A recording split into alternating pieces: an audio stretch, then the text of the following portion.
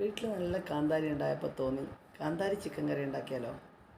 അതിന് കാന്താരി എടുത്ത് വെള്ളുള്ളി, ചെറിയ ചുവന്നുള്ളി, ഇഞ്ചി, കറിവേപ്പില അത് ഒന്ന് ചെറുങ്ങനെ മിക്സാക്കി, പിന്നെ ആവശ്യത്തിനുള്ള ചിക്കൻ ഞങ്ങൾ ഉണ്ടാക്കുള്ളതുകൊണ്ട് കുറച്ചേ എടുത്തിട്ടുള്ളൂ. ആ ചതച്ചത് അങ്ങോട്ടിട്ട് മഞ്ഞൾപ്പൊടി, ഉപ്പ്, ഗരം മസാലപ്പൊടി, വീട്ടിലുണ്ടാക്കിയ ഗരം മസാലപ്പൊടിയാണ്. പിന്നെ ആട്ടിയ വെളിച്ചെണ്ണയിലാണ് ഇത് വറുത്തെടുക്കേണ്ടത്.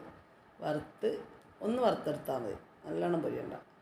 അതിനുശേഷം ആ എണ്ണ വേറൊരു പാനിൽ വെച്ച് അതിലേക്ക് സവാള ചെറുതാക്കി മുറിച്ചിട്ടിട്ട്, വലിയൊരു സവാളയാണ് എടുത്ത്, തക്കാളി 2 എടുത്ത്, പാകത്തിന് ഉപ്പിട്ട്, കറിവേപ്പിലിട്ട്, പിന്നെ കുറച്ചും കൂടി കാന്താരി ചതക്കാണ്ട് മാറ്റി വെച്ചിട്ട് അതിട്ട്, അതിലേക്ക് ഇഞ്ചി വെളുത്തുള്ളി ചതച്ചതിട്ട്, കുറച്ച് മഞ്ഞൾപ്പൊടിയും മല്ലിപ്പൊടിയും, കുറച്ച് കുരുമുളക് പൊടി, മല്ലിയില, അത് കഴിഞ്ഞ് അതിലേക്ക് ആ ചിക്കൻ നമ്മൾ വറുത്ത് വെച്ചിനല്ലോ അതങ്ങോട്ടിട്ട്, കുറച്ച് ഉപ്പിൻ്റെ കുറവുണ്ടെങ്കിൽ ഉപ്പിട്ട്, അതങ്ങോട്ടേക്ക് സെറ്റായി വരുന്നുണ്ടായ സ്മെല്ല് വരാൻ തുടങ്ങി.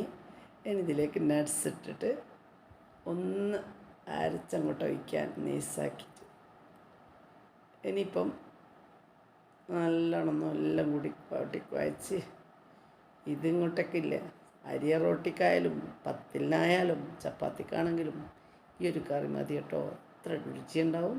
അതിലേക്ക് കുറച്ചും കൂടി മല്ലിയില ചേർത്ത് അടിപൊളിയാണ്.